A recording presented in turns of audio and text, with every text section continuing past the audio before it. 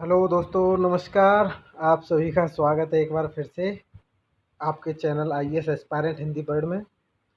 तो दोस्तों, आज मेरी वीडियो का जो टॉपिक है वो ऐसा टॉपिक है जिसके बारे में मैं पिछली अपनी 3-4 वीडियो में चर्चा कर रहा था कि मैं प्रीलिम्स से रिलेटेड एक स्पेशल वीडियो बनाऊंगा जिसमें मैं आपको कुछ ऐसे बिंदुओं पर चर्चा करूंगा जिनको अगर आप अपनी तैयारी के साथ फॉलो करोगे तो प्रीलिम्स 2021 को आप निश्चित रूप से क्लियर कर जाओगे। ये मेरा दोस्तों विश्वास है और दावा है। तो अगर चलिए चर्चा करते हैं। और चर्चा करने से पहले मैं एक बात कहना चाह रहा हूँ, जो लोग मेरे चैनल पर नए आए हैं कृपया चैनल को सब्सक्राइब कर लें, क्योंकि अभी बहुत सारी वीडियो आने वाली हैं और कुछ वीडियो जो है ऑलरेडी मेरे चैनल पर पड़ी हुई हैं। तो जो लोग नए हैं वो चैनल को सब्सक्राइब कर लें। तो चलिए दोस्तों, आज डिस्कस करते हैं। तो दोस्तों, प्रारंभिक परीक्षा सब लोगों को पता है, यूपीएससी जो है प्रीलिम्स परीक्षा कराती है पहले मेंस के लिए। तो 2 पेपर होते हैं, वो उसके लिए मेरी एक अलग से वीडियो है जिसमें मैंने इसके बारे में डिस्कस किया हुआ है। तो चलिए हम मुद्दे पर बात आते करते हैं सीधा सीधा कि रणनीति क्या होनी चाहिए प्रारंभिक परीक्षा को देने की। अब दोस्तों, आपको पता है कि यूपीएससी में हर साल 10 से 11 लाख फॉर्म भरे जाते हैं प्रारंभिक परीक्षा के लिए। लेकिन उसमें से 5 या 6 लाख बच्चे जो हैं परीक्षा देते हैं, और 5-6 लाख में से मेंस के लिए 12-13-14 हज़ार जो है स्टूडेंट क्वालिफाई करते हैं। तो प्रारंभिक परीक्षा में देखिए दोस्तों, इतना बड़ा ये मुद्दा नहीं है। प्रारंभिक परीक्षा बहुत ही स्ट्रेटजी बना के इसको क्लियर किया जा सकता है। इसको आप बिल्कुल मान लीजिए। प्रारंभिक परीक्षा ऐसी परीक्षा है यूपीएससी की, अगर आप पिछले 3 साल के पेपरों को विश्लेषण करोगे तो आपको पता चल जाएगा कि आप अगर इस चीज़ पे रणनीति बना लोगे तो आप इसको क्लियर कर लोगे। उसी रणनीति के लिए दोस्तों मैंने वीडियो बनाया है। तो चलिए बात करते हैं। इस रणनीति के दोस्तों कुल मेरे 8 हिस्से हैं। अगर आप इसको देखोगे तो इसके मैंने आपको जैसे इसमें बताया है कि 8 हिस्से क्या हैं मेरे। पहला है पिछले 2 या 3 साल के पेपर, खासकर 18, 19, 20 का विश्लेषण। अगर आप प्रारंभिक परीक्षा 2021 की तैयारी कर रहे हैं तो दोस्तों सबसे पहले अगर आपने इनका देख लिया है, इनके प्रश्नों को आपने समझ लिया है कि यूपीएससी कहाँ से क्वेश्चन पूछ रही है, तो कोई बात नहीं। लेकिन अगर आप बिना पेपरों को देखे तैयारी में लगे हुए हो, प्रारंभिक परीक्षा की सोच रहे हो या मुख्य परीक्षा की सोच रहे हो, तो सबसे पहले आप 2 या 3 दिन जो है प्रारंभिक परीक्षा के यूपीएससी के पिछले 3 साल के, खासकर 18, 19, 20, ये 3 आप पेपर ज़रूर देखो। और दोस्तों, अगर आप इन पेपरों पर मेरी जो स्पेशल वीडियो है कि मैंने 2 या 3 साल के पेपरों का एक एनालाइज़ किया है कि किस टॉपिक पे हम कैसे पढ़ सकते हैं, और ये टॉपिक जो यूपीएससी पूछ रही है इनको हम कहाँ से कवर कर सकें, तो उसके लिए मेरी वीडियो है दोस्तों। तो सबसे पहले क्या करना है, प्रारंभिक परीक्षा की जैसे अक्टूबर का महीना चल रहा है, पहले पॉइंट पर हम डिस्कस करते हैं। अ, तो पहले पॉइंट के बाद दोस्तों आगे इसके लिए मेरी वीडियो मैं बताने वाला हूँ। तो दूसरे पॉइंट पे पढ़ते हैं। तो बुक तो सभी पढ़ते हैं लेकिन सफल ही कुछ होते हैं। देखिए दोस्तों, जो प्रारंभिक परीक्षा की तैयारी करते हैं सिविल सेवा की या मुख्य परीक्षा की करते हैं, तो जो टॉपर होते हैं वो भी वही बुक पढ़ते हैं जो आप में से बहुत सारे बच्चे अभी फ़िलहाल में पढ़ रहे होंगे। उसी बुक को पढ़ के बहुत सारे छात्र जो है यूपीएससी को क्वालिफाई कर जाते हैं, लेकिन उसी बुक को पढ़ के बहुत सारे छात्र जो है नहीं क्लियर कर पाते। तो लेकिन अब सबसे बड़ी बात ये आती है कि बुक को कैसे पढ़ें, इसके बारे में भी आपको आगे बताऊंगा। तीसरी जो मेरी रणनीति का हिस्सा है वो है क्वेश्चनों को कैसे हल करें जब हमें कुछ भी नहीं आता हो। देखिए दोस्तों, अगर आप यूपीएससी का पेपर देखोगे पिछले 3 साल का, जैसा मैं पॉइंट 1 में आपको बता रहा हूँ, पॉइंट 1 में अगर आप देखोगे यूपीएससी के पिछले 3 साल के पेपरों को, तो आप उसमें कुछ क्वेश्चन ऐसे देखोगे जो आपको बिल्कुल नहीं आते। आप ये देखोगे भाई ये क्वेश्चन कहाँ से निकल आया, ये तो मैंने पढ़ा ही नहीं। तो उसमें 10 या 15 या 20 क्वेश्चन भी ऐसे हो सकते हैं जो आप ऐसे देखोगे जो आपने नहीं पढ़े होंगे। तो ऐसे क्वेश्चनों में से मान लीजिए अगर 10 आते हैं तो आप कम से कम उसमें से 7 या 6 क्वेश्चनों को कर सकते हो। 7-6 नहीं अगर आप करते हैं तो 5 तो आप कर ही दोगे ऐसे क्वेश्चनों को, उसको मैं अभी आपको आगे बताऊंगा। चौथा पॉइंट है तुक्का कैसे लगाएं एकदम सटीक। देखिए दोस्तों, अगर आप यूपीएससी के पिछले 3 सालों का पेपर अगर आप देखते हो तो उसमें कम से कम 25 या 30 क्वेश्चन ऐसे होते हैं जिनमें आप मान के चलिए एक क्वेश्चन है जिसमें 4 ऑप्शन है, आपने 2 ऑप्शनों को एलिमिनेट कर दिया कि भाई ये 2 तो पक्का गलत होंगे, आप केवल 2 पे कंफ्यूज हो। तो वो दोनों में से कैसे ऑप्शन चूज करें। मान लीजिए अब कोई प्रश्न है जिसमें आप एक ऑप्शन को एलिमिनेट करते हो, 3 रह जाते हैं, अब आप सोचते हो कि तीनों में से कितने सही हो सकते हैं, तो उन चीज़ों पे तुक्का कैसे एकदम सटीक लगे उसकी भी मैं आपको आगे बताऊंगा। मेरा जो पॉइंट है वो है कितने क्वेश्चन करें। ये भी एक बहुत बड़ा मुद्दा होता है प्रारंभिक परीक्षा में कि कितने क्वेश्चन अटेम्प्ट करके आएँ, जिससे प्रारंभिक परीक्षा में हम लोग नेगेटिव मार्किंग को कम रखते हुए अपना स्कोर अच्छा रख सकें। अगला पॉइंट है पेपर से 1 महीने पहले की रणनीति। दोस्तों लास्ट का जो महीना होता है, जो एग्ज़ाम से पहले का 1 महीना होता है, वो बहुत ही क्रूशियल होता है। वो महीना होता है जब आप जितना पढ़े हुए हो उसको रिकॉल करो अपने रिवीजन से, या जैसे भी आप कर सकते हो मॉक टेस्ट से, कैसे भी। इसको भी मैं अभी आपको आगे चर्चा करूँगा। अगला है मेरा कट ऑफ को क्लियर करने के लिए किस सब्जेक्ट पर ज़्यादा फोकस करें। अच्छा दोस्तों, कट ऑफ अगर आप देखोगे तो पिछली साल 98 रही थी, उससे पहले भी 98 थी। तो अब देखिए यूपीएससी का कोई पक्का नहीं है कि हर साल 98 रहे, किसी साल 100 से ऊपर जाएगी। जैसे आप पिछला ट्रेंड देखोगे 105 भी गई है इस तरीके से। तो कट ऑफ के लिए देखिए, अब इसमें मैं आपसे क्या कहने वाला हूँ आगे इस वीडियो में कि किस सब्जेक्ट पर ज़्यादा फोकस करें। देखिए 6 या 7 टॉपिक होते हैं इसके लिए, मेरी पिछली आप वीडियो देख लेना। उसमें मैंने आपको सिलेबस में प्रीलिम्स में कौन कौन सब्जेक्ट और कैसे कैसे कौन कौन सी बुकों से पढ़े जाते हैं वो है। तो इसमें आपको ये डिस्कस होगा करना होगा कि जब हम यूपीएससी की परीक्षा देते हैं, फोकस मैं कर रहा हूँ उसमें मैं प्रीलिम्स पर। तो प्रीलिम्स में हम किन स्टैटिक सब्जेक्ट को या करंट अफेयर्स के किन टॉपिकों पे ऐसी तैयारी कर लें जहां हम अपना स्कोर डेवलप कर पाएँ, उच्च कर पाएँ, ऊंचा कर पाएँ अन्य कैंडिडेट से। ठीक है दोस्तों, अगला मेरा लास्ट टॉपिक है मॉक टेस्ट। ये वो आपका टॉपिक है जिसको अगर आप नहीं करोगे तो देखिए, मैं ऐसा तो नहीं कहूँगा नहीं होगा, लेकिन आपको बहुत जो है तकलीफ़ें उठानी पड़ेंगी अगर आप मॉक टेस्ट नहीं करके जाओगे। ये आपको आइडिया देता है आपकी तैयारी के बारे में, आपको कॉन्फिडेंस देता है। तो दोस्तों चलिए हम आगे डिस्कस करते हैं पॉइंट नंबर 1 पे, कि पिछले 2 या 3 साल के पेपर खासकर 18, 19, 20 के विश्लेषण करने के लिए। अब मैं अपनी अगली स्लाइड पे आता हूँ कि पिछले 2 या 3 साल के पेपर क्यों देखें हम यूपीएससी के। अगर आप देखोगे यूपीएससी 2018, 19, 20, आप 3 साल के ही देख रहे हैं, मैं नहीं कह रहा हूँ आप 10 साल के देखो। आप खासकर 20 और 19 और 18 इन 3 सालों के अगर पेपरों को देखोगे तो आप पाओगे कि पॉलिटी, प्राचीन भारत का इतिहास, इकोनॉमी और मॉडर्न हिस्ट्री, ये 4 या 5 और एक लास्ट एनवायरनमेंट, ये कुछ ऐसे मैं आपको चैप्टर बता रहा हूँ कि जिनसे यूपीएससी क्वेश्चन कम से कम 15 या 20 क्वेश्चन ज़रूर पूछती है टोटल मिला के। अब उसमें क्या करना है कि आप जब पिछले साल के पेपर देखो तो आप सबसे पहले ये देखो कि यूपीएससी सब्जेक्ट वाइज जो डायरेक्ट बुकों से आप कर सकते हो या स्पेशल नॉलेज रखनी वो कितने हैं। जैसे आप पॉलिटी में देखिए कि पिछले 3 साल में यूपीएससी किस किस चैप्टर से, जैसे मान लो राज्यपाल के से 2 क्वेश्चन आ रहे हैं हर साल, या मान लीजिए राष्ट्रपति जी से कुछ क्वेश्चन आ रहे हैं। तो आप जो है इस तरीके को देखिए कि यूपीएससी जो है क्वेश्चन किस सब्जेक्ट से ज़्यादा वेटेज से पूछ रही है। अगर आप खुद के स्तर से नहीं कर सकते तो आप इंटरनेट से, या मैं भी आपको डिस्क्रिप्शन में ये लिंक प्रोवाइड करा दूंगा। जब इस वीडियो को 50 के ऊपर लाइक मिल जाएंगे तो मैं आपको वो स्टैटिक प्रोवाइड करा दूंगा, जिसमें कि पिछले 3 साल से या 4 साल से यूपीएससी का सब्जेक्ट वाइज वेटेज क्या रहा है स्कोर का। तो स्कोर को जब देखोगे, जैसे मान लीजिए पॉलिटी में यूपीएससी 25 क्वेश्चन पूछती है, ठीक है। उसके बाद मान लीजिए हिस्ट्री में से, पॉलिटी में देखिए 25 तो बहुत पहले आते थे, अब जो है यूपीएससी 20 पूछ सकती है, 18-20 के आसपास एवरेज रहता है प्रीलिम्स का। तो ऐसे आप जो है सब्जेक्ट वाइज एक तो रिवीजन में अपना जब इसका करो परीक्षा का 3 साल के पेपर होगा, तो सबसे पहले आप सब्जेक्ट वाइज ये स्टैटिक निकालो कि यूपीएससी का किस सब्जेक्ट से कितना वेटेज रहा है। अगर मैं अपना विश्लेषण आपको बताऊं, तो अगर आप पिछले साल के विश्लेषणों को देखें तो उसमें UPSC polity, economy, environment, modern history और एंशियंट हिस्ट्री का जो है, ये 5 जो टॉपिक मैं आपको बता रहा हूँ, इन 5 टॉपिकों से यूपीएससी कम से कम 55 या 60 क्वेश्चन आसानी से पूछ रही है, जिसमें से आप कम से कम 40 या 45 क्वेश्चनों को नॉर्मली रिवीजन से पढ़ के कर सकते हो। तो सबसे पहला दोस्त, मेरा जो पहला पॉइंट था उसमें यही था कि आप सबसे पहले विश्लेषण करें। विश्लेषण में कोई अगर प्रॉब्लम आ रही है, आप समझ में नहीं आ रही, तो आप मुझे कमेंट करके बता सकते हैं। उसके बाद दोस्तों जब आप विश्लेषण कर लोगे तो उसके बाद आपका जो टॉपिक आता है कि बुक। तो देखिए, जब आप पेपरों को देखने के बाद आपके मन में नॉर्मल सी बात है, कुछ क्वेश्चन ऐसे उठेंगे कि यार अब इसके लिए बुक कौन सी पढूँ। मान लीजिए आप कुछ ऐसे क्वेश्चन देख लेते हो कि भाई ये मेरी बुक में तो है नहीं जो मैं पढ़ रहा हूँ, तो उसके लिए मैं कौन सी बुक पढूँ।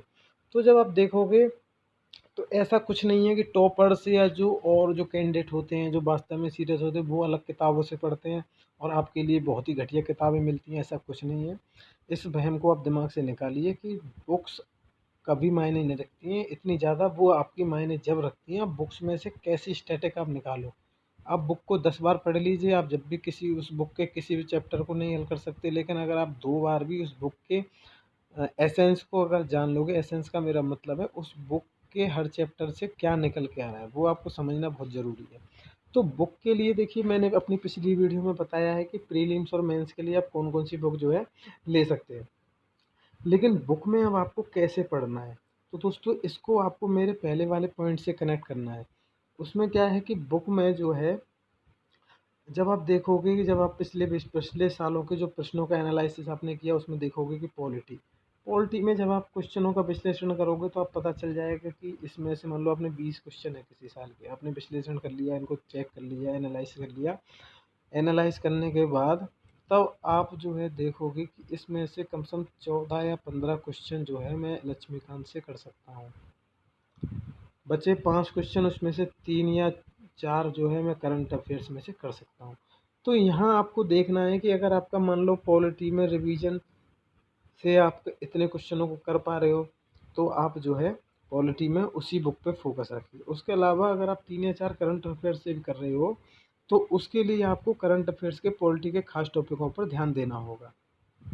अब इसी तरीके से आप अन्य बुकों को भी देख सकते हो। जैसे मान लीजिए अगर आप मॉडर्न हिस्ट्री की बात करूँ, आप देखोगे कि मॉडर्न हिस्ट्री में स्पेक्ट्रम होती है बुक, जिसको ज़्यादातर स्टूडेंट पढ़ते हैं। तो ऐसा नहीं है कि मॉडर्न हिस्ट्री में से स्पेक्ट्रम में से सारा पेपर आता है, 1-2 क्वेश्चन हमेशा बाहर आते हैं। उसमें मैं आपको तुक्का की जो बात कर रहा था, उसको मैं डिस्कस करूँगा उन क्वेश्चनों पे। तो दोस्तों अगर आपको वीडियो अगर अच्छी लग रही हो तो वीडियो को लाइक ज़रूर कर लेना और जो लोग चैनल पर नए हैं उस चैनल को सब्सक्राइब ज़रूर कर लेना। तो यहाँ मैं बात कर रहा था बुक कैसे पढ़ें। बुक के लिए जैसे मैं आपको बता रहा था, जब आप सब्जेक्ट वाइज़ पेपरों को एनालाइज़ कर लोगे तो आपको पता चल जाएगा कि किस सब्जेक्ट से ज़्यादातर क्वेश्चन आ रहे हैं या किस टॉपिक से ज़्यादा क्वेश्चन आ रहे हैं। तो इस तरीके से जब आपके पास स्टैटिक होगा और आप जब बुक पढ़ोगे तो नॉर्मल सी बात है, आपको ये पता रहेगा कि यार इस टॉपिक पे ज़्यादा ध्यान देने की ज़रूरत है। मान लो आपको राष्ट्रपति से हर साल 2 या 3 क्वेश्चन आ रहे हैं और आप राष्ट्रपति के टॉपिक पे कमज़ोर हो, तो आपको पता रहेगा कि राष्ट्रपति को मुझे ज़्यादा रिवीजन देना है। तो इस तरीके से जब आप पिछले सालों के रिवीजन को करोगे पेपरों के को, तो आपको आइडिया खुद ही लग जाएगा, मेरी बताने की ज़रूरत नहीं पड़ेगी कि आपको किस टॉपिक में पढ़ना है। या आप उनको हल करके देखोगे, ऐसा नहीं है आप डायरेक्ट उनको चेक करने लग जाओ, आप पिछले सालों के प्रश्नों को करके हल खुद देखो। आप चाहे आधे घंटे में करो, चाहे उनको 2 घंटे में करो और फिर उसके बाद आप खुद उनको यूपीएससी का आंसर की से चेक करो कि आप कितने गलत कर रहे हो। जब आपको पता चल जाएगा तो आप फिर जब बुक पढ़ोगे तो आपको पता रहेगा कि आपने फलाने टॉपिक पे क्वेश्चन को गलत किया था। जैसे आपने मान लो संसद के कुछ क्वेश्चन पे गलत कर दिया पॉलिटी में, या आज़ादी के बाद भारत का जो स्वतंत्रता इतिहास रहा है या जो विकास रहा है आपने उस टॉपिक, अब तो पता रहेगा कि मैं कहाँ गलती कर रहा हूँ। तो जब आप इस तरीके से बुक में से पढ़ोगे तो आप निश्चित रूप से मोटी से मोटी बुक को भी जल्दी रिवाइज कर पाओगे और उसमें से एसेंस को निकाल पाओगे। हमारा प्रीलिम्स में मेन फोकस यही रहता है कि हम जब क्वेश्चन अटेम्प्ट करें तो हम रिकॉल ज़्यादा कर पाएँ, एसेंस निकाल पाएँ। तो सबसे बड़ी बात ये है कि बुक अगर आप पढ़ रहे हैं तो सबसे पहले यूपीएससी के पिछले पेपरों के स्टैंडर्ड को देखते हुए ऑप्शनों को क्वेश्चनों को मिलाएँ, फिर बुक में जाएँ। इससे आपको आइडिया रहेगा कि मेरी कमज़ोरी कहाँ है, किस टॉपिक पे है। तो दोस्तों यहाँ बात रही बुक कैसे पढ़ें। अगले टॉपिक पे चलते हैं कि क्वेश्चनों को कैसे हल करें जब हमें कुछ भी नहीं आता हो। अच्छा दोस्तों, ये सबसे इम्पोर्टेंट टॉपिक है, ये कम से कम आपको 8 या 10 क्वेश्चन सही करा सकता है। तो मैं सबसे पहले आपको कुछ उदाहरण दूँगा। उदाहरणों के आधार पे हम देखेंगे कि जो है यूपीएससी के क्वेश्चनों में हम अटेम्प्ट कैसे करें। जैसे मैं आपको 2020 की प्रीलिम्स के कुछ क्वेश्चन आपको दिखा रहा हूँ, जिनमें से हम देखेंगे कि हम इनमें से कैसे कुछ नॉर्मल ज्ञान से या बेसिक समझ से ही इनको अटेम्प्ट कर लेंगे। दोस्तों अगर आप देखोगे टोटल क्वेश्चन है 1, 2, 3, 4, 5। ये 5 क्वेश्चन मैं आपको दिखा रहा हूँ। ऐसे क्वेश्चन आपको पिछले 3 या 4 साल के यूपीएससी के पेपरों में ज़रूर मिलेंगे। आप खुद अपनी समझ से इनको हल कर सकते हो, आप खुद देख सकते हो, ऐसा नहीं है। अब देखिए पहले प्रश्न पर अगर हम यूपीएससी के पहले प्रश्न पर आएँ 2020 का, तो इसमें यूपीएससी का जो नॉर्मल सा क्वेश्चन क्या है, यूपीएससी कह रही है संसदीय व्यवस्था वाली सरकार वह होती है जिसमें तो ये जो क्वेश्चन है ये सीधा सीधा लक्ष्मीकांत को जब आप शुरू के चैप्टरों को देखोगे तो आपको पता चल जाएगा कि वहाँ से ये क्वेश्चन आप आसानी से हल कर दोगे। अब कन्फ्यूजन कहाँ होता है, बहुत सारे छात्र जो है जब आप उसको डीपली नहीं पढ़ेंगे तो जब देखेंगे अरे संसद के सभी राजनीतिक दल जो हैं सरकार में प्रतिनिधि होते हैं, तो बहुत सारे छात्र कन्फ्यूज हो जाते हैं। यहाँ पर अगर वो ऊपर ऊपर से पढ़ लेते हैं कि भाई इसमें से क्या क्वेश्चन आएगा, तो वो क्या करते हैं, कुछ तो इसी पे अटक जाते हैं कि भाई ये हो सकता है। सरकार संसद के अगला क्वेश्चन है, अगला ऑप्शन ये है, सरकार संसद के प्रति उत्तरदायी होती है और उसके द्वारा हटाई जाती है। देखिए ये एक हम ऑप्शन समझ सकते हैं जो इसका हो सकता है, अगर हम केवल बेसिक समझ से ही इसको हल करें। मैं यहाँ किसी गूढ़ ज्ञान की बात नहीं कर रहा हूँ, क्योंकि इसमें कुछ ऑप्शन ऐसे हैं जिनको आप एलिमिनेट कर सकते हो। देखिए यहाँ देखोगे राजनीतिक दल हो गया संसद में, ये हो गया कि जनता द्वारा हटाई जा सकती है, या होती है कि समयावधि पूर्ण होने से हटाई नहीं जा सकती। तो आप अगर बेसिक भी अगर पॉलिटी आप पढ़ के जाते हो आप इसको नॉर्मल से हल कर दोगे। ये देखिए दूसरा, ये जो ऑप्शन है, ये जो क्वेश्चन है, ये 2020 का हिस्ट्री से है, मॉडल से। अस्पृश्य समुदाय के लोगों को लक्षित कर प्रथम मासिक पत्रिका बेताल विध्वंसक किसके द्वारा प्रकाशित की गई? आपको इसके बारे में बिल्कुल आइडिया नहीं है, आपने पूरी स्पेक्ट्रम को छान मारा, आपको उसमें कहीं ये नहीं मिली। अब आप यहाँ देखो, अगर अपना नॉर्मल सा आप दिमाग लगाओ, जब आप पेपर दो यूपीएससी का, तो आप देखोगे कि भीमराव अंबेडकर का आपको स्पेक्ट्रम में मिल जाएगा, या जहाँ से भी आप मॉडर्न हिस्ट्री पढ़ रहे हो तो आप देखोगे कि ये जो है भीमराव अंबेडकर के समय जब हम पढ़ रहे थे तो हमें ये कहीं नहीं मिली। ठीक है दोस्तों। दूसरा आता है एम के गांधी। एम के गांधी जी जो हैं, इनकी भी जब आपने हिस्ट्री पढ़ी होगी तो उसमें भी इस तरीके से आपको कहीं नहीं लिखा मिला होगा। तीसरा भी ज्योतिबा फुले, इसमें भी नहीं है। अच्छा, जो चौथा ऑप्शन बचता है गोपाल बाबा भलंकर, ये आपको नए नाम मिलता है जो आपको स्पेक्ट्रम में नहीं है, और ये भी नया है। तो आप अगर इसको कॉमन सेंस से ऑप्शन हल करो तो आप इसको टिक कर सकते हो। ये एकदम 100% आपका सही होगा दोस्तों। ठीक है दोस्तों। अब बात करते हैं अगले ऑप्शन पे, पॉलिटी से है ये भी, कि भारत का संविधान अपने मूल ढांचे को संघवाद, मंत्रनिरपेक्षता, मूल अधिकारों तथा लोकतंत्र के रूप में परिभाषित करता है, पहला स्टेटमेंट। दूसरा है भारत का संविधान। अब यहाँ आपको गौर करना है इस पॉइंट में, भारत का संविधान, ये क्वेश्चन सीधा संविधान से संबंधित है, संविधान के चैप्टर से पूछ रहा है कि भारत का संविधान मूल ढांचे को, मूल ढांचा, ये मूल ढांचा जब आप पढ़ोगे संविधान पॉलिटी, तो आपको नॉर्मल मिल जाएगा कि मूल ढांचे का उल्लेख संविधान में कभी पहले से नहीं था। तो ये ऑप्शन सीधा सीधा आप एलिमिनेट कर दो, तो आप पहला एलिमिनेट कर दोगे, ये कर दोगे, बचे आपके पास दो और ये वाला। अच्छा, यहाँ भी अगर आप देखो तो भारत का संविधान नागरिकों की स्वतंत्रता तथा उन आदर्शों जिन पर संविधान आधारित है की सुरक्षा हेतु न्यायिक पुनरावलोकन की व्यवस्था करता है। दोस्तों यहाँ यूपीएससी का एक कन्फ्यूजन वाला ऑप्शन है, न्यायिक पुनरावलोकन जो है अनुच्छेद 12-13 मूल अधिकारों में भी यूपीएससी, ओ सॉरी, सुप्रीम कोर्ट के निर्णयों में साबित हुआ है। लेकिन यहाँ ये है कि भारत का संविधान, संविधान में डायरेक्ट रूप से न्यायिक पुनरावलोकन शब्द नहीं है। तो ये हो सकता है, ये ऑप्शन आपका जो है डी, इसमें सही आप करके आओ। ठीक है दोस्तों। तो ये मैं कॉमन सेंस की आपको एक बात बता रहा हूँ। एक अगला यूपीएससी का ही क्वेश्चन है, इस्पात स्लैग निम्नलिखित में से किसके लिए सामग्री हो सकती है? अब आपको कुछ भी नहीं पता कि इस्पात क्या है, इस्पात स्लैग क्या होता है, ये किस काम आता है। जब यूपीएससी के, खासकर मैं यूपीएससी के प्रीलिम्स की बात कर रहा हूँ, इसमें मैं किसी और स्टेट की या कोई और क्वेश्चन पेपर की बात नहीं कर रहा हूँ। अगर यूपीएससी में इस तरीके से क्वेश्चन आपको मिले और जिसमें आपको अजीब ऑप्शन मिले जिनमें आपने नहीं पढ़ा, तो आप इसमें से आप तीनों को सही करके आओ। देखिए दोस्तों, ये एक तुक्का है, ऐसा नहीं है कभी सही हो, 100% हर बार सही हो, लेकिन इसके 80% चांस है कि यूपीएससी ज़्यादातर ऐसे ऑप्शन जो है कृषि मृदा में सुधार। अब आप कहोगे कि लोहे का स्लैग कृषि में क्या सुधार कर देगा, तो यूपीएससी ऐसे ही कन्फ्यूजन वाले ऑप्शन डालती है जिससे आपको कहें यार दो भी गलत होगा, ये दो इसमें आ रहा है, ये आ रहा है, तो आप सी को करके आओगे आधार निर्माण के लिए। तो जबकि यूपीएससी ऐसे ऑप्शन को इसलिए डालती है कि छात्र उल्टा घूम जाए। तो जब ऐसे ऑप्शन आपको मिले यूपीएससी के पेपर में, खासकर स्पेशल, तो आपको डी ही करना चाहिए मेरे हिसाब से। अगला ऐसे ही एक मैं आपको दिखा दूं, ये भी 2020 का ही है, कि विकास की वर्तमान स्थिति में कृत्रिम बुद्धिमत्ता, आर्टिफिशियल इंटेलिजेंस किस प्रकार प्रभावी है? अब आपको कुछ नहीं पता, आपके दिमाग से बाहर, आपका दिमाग बंद कि भाई ये क्या है, ये क्या है, ये क्या है। लेकिन दोस्तों यहाँ भी एक जनरल तुक्का है, आप इसको यूपीएससी के पिछले पेपरों में खुद देख लेना, मैं ये नहीं कर रहा हूँ, आप मेरे पे विश्वास करो। जब कभी भी यूपीएससी ने 4 या 5 से ज़्यादा ऑप्शन पूछे हैं वो हमेशा सही रहे हैं। ठीक है दोस्तों, कभी कभी गलत हो गया, लेकिन अगर यहाँ आप देखोगे इसको भी आप इस तरीके से हल कर सकते हो। कैसे, देखिए मैं आपको बताता हूँ। अब इसमें पहला है विद्युत की खपत को कम करना। देखिए आर्टिफिशियल इंटेलिजेंस इतना तो सब लोग नॉर्मल जानते हैं जो सिविल सेवा की तैयारी कर रहे हैं, और जो सिविल सेवा की तैयारी कर रहा है उसको इतना भी बेसिक समझ नहीं है, तो वो मुझे लगता है उसको शुरू से तैयारी करने की ज़रूरत है, थोड़ा उसको गाइडेंस की ज़रूरत है। जब कोई यूपीएससी की तैयारी करता है तो उससे इतनी उम्मीद की जाती है कि वो इसके बारे में जानता होगा बेसिक।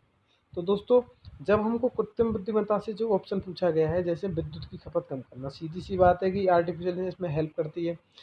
दूसरा जो ऑप्शन है सार्थक लघु कहानियों गीतों की रचना, ये कन्फ्यूजन का डाल दिया, सीधा सीधा दिख रहा है आपको मोटा मोटा, क्योंकि ये भी अलग है, ये सही है, ये सही है।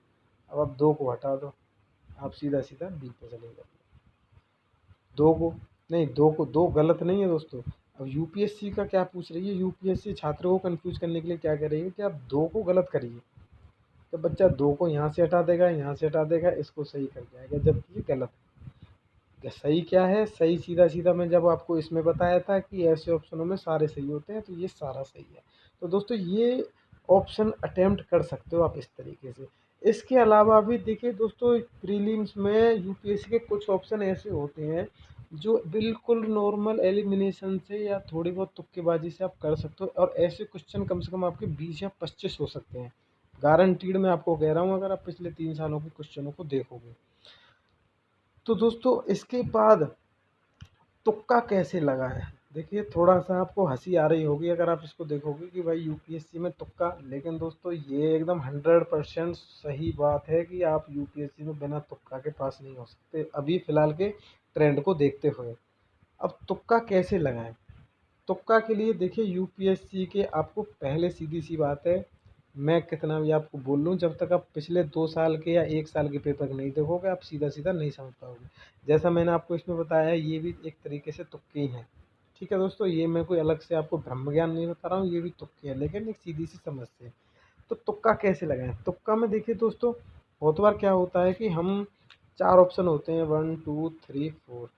अब आपको पता है कि यार पहला गलत और चौथा गलत है, आप लग रहा है दूसरा और तीसरा सही हो सकता है।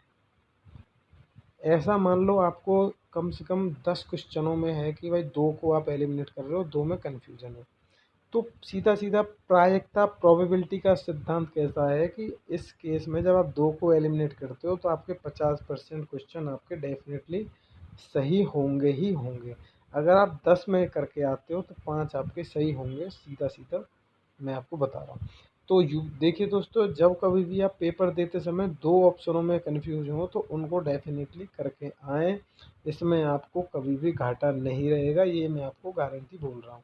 केवल मैं दो ऑप्शन होंगे, यदि आप दो ऑप्शनों को एकदम सही ढंग से सही तरीके से एलिमिनेट कर रहे हो, बिल्कुल कन्फर्म हो गए, तो ये सीधा सीधा तरीका मान लीजिए कि अगर आप 10 करते हो तो 5 उसमें सही होंगे तुक्के से। ऐसा भी आप अगर आप मान लीजिए तीनों में कर सकते हो, जैसे मान लो 1 2 3 4 हैं, आप केवल पहले को एलिमिनेट कर पा रहे हो, आप समझ रहे हो ये भी हो सकता है सही, ये भी हो सकता है ये। तो इसमें अगर हम देखें तो इसमें प्रोबेबिलिटी बोलती है 1/3, यानी कि 33%, ये आपका हो गया 33%। तो ऐसा नहीं है कि इसमें आप नुकसान में रहोगे। अगर आप मान लीजिए ऐसे क्वेश्चन आपके, केवल देखिए मैं ये नहीं कर रहा हूँ कि अगर आप किसी में एक में कन्फ्यूज हो और तीन में आप मान लीजिए ऐसे क्वेश्चन आ जाएँ आपको कि तीन में आप कन्फ्यूज हो कि कौन सा सही है, तो केवल थोड़े ही क्वेश्चन आपको ये करने हैं। जैसे मान लो अगर 4 या 5 में है कन्फ्यूजन, तो आप उसको डेफिनेटली करके आइए, इसमें से कम से कम आपका 1 या 2 क्वेश्चन सही होगा और आप नेगेटिव मार्किंग में नहीं जाओगे। तो दोस्तों इसके लिए अगर आप देखना चाहो कि कट ऑफ या तुक्के के लिए, तो मेरी जब मैंने जो विश्लेषण किया है पिछले साल के प्रश्नों का, उसमें आप देख सकते हो कि हम कैसे इसको सटीक तरीके से कर सकते हैं। तो इसके लिए आपको क्या करना है, पहले आपको मेरा चैनल सब्सक्राइब करना पड़ेगा दोस्तों, जब भी आप मेरी उन वीडियो तक पहुंच पाओगे। अब तुक्के के बारे में जैसे मैंने आपको बता दिया किस तरीके से कर सकते हो, इसके अलावा अगर आप डिटेल रूप से समझना है तो आप जो है उस वीडियो को भी देख सकते हो चैनल को सब्सक्राइब करके। तो दोस्तों अगला टॉपिक जो आता है हमारा, कितने क्वेश्चन करें। ये हर छात्र के लिए दोस्तों अलग अलग रणनीति है, इसमें सीधा सीधा अपने ऊपर डिपेंड करता है। आप 65 क्वेश्चन करके भी कट ऑफ को क्लियर कर सकते हो, आप 75 को भी देख के कर सकते हो, या 80 करके भी, लेकिन वहाँ सीधा सीधा डिपेंड करता है कि आप कितने गलत क्वेश्चन करके आ रहे हो, या कितने तुक्के सही लगा के आ रहे हो, या कितने आप 50-50 क्वेश्चनों को करके आ रहे हो, जो मैं आपको अभी पहले बता रहा था। तो सीधा सीधा है 2020 का अगर मैं पेपर देखूँ तो यहाँ 65 क्वेश्चन भी करने सही थे। 65 से ऊपर अगर कोई नहीं किया, 65 में जिसके 50 भी सही है वो पास हो रहा है। तो ये हर साल का ट्रेंड होता है, लेकिन अगर आप एवरेज देखें तो 70 या 75 आप करके आइए।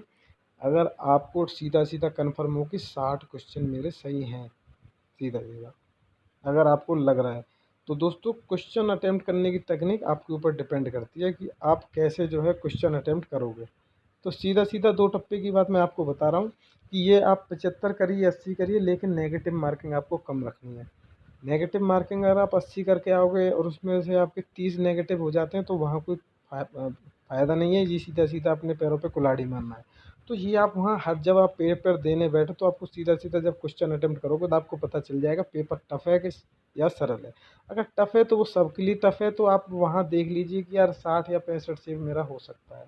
ठीक है दोस्तों, तो ये इसके लिए भी आप मेरी वो वीडियो देख सकते हो जिसमें मैंने पेपर का विश्लेषण किया है। वहाँ मैंने एक एक क्वेश्चन करके बताया है कि अगर हम 50 करके देखें या 55 करके देखें तो हम कट ऑफ को क्लियर कर रहे हैं कि नहीं कर रहे हैं। उसके लिए चैनल को सब्सक्राइब जरूर कर लेना दोस्तों।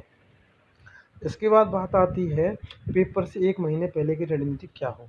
पेपर से जो पहले का एक महीने, जैसे मान लीजिए जून 2021 में परीक्षा हो रही है, तो उससे पहले जो मई का जो महीना होता है या मई का महीना होगा, उसमें आपको क्या करना है दोस्तों। इसमें आपको क्या करना है, आप 15 दिन में जो है अपने स्टैटिक के सारे सब्जेक्टों का एक एक बार फुल रिवीजन करोगे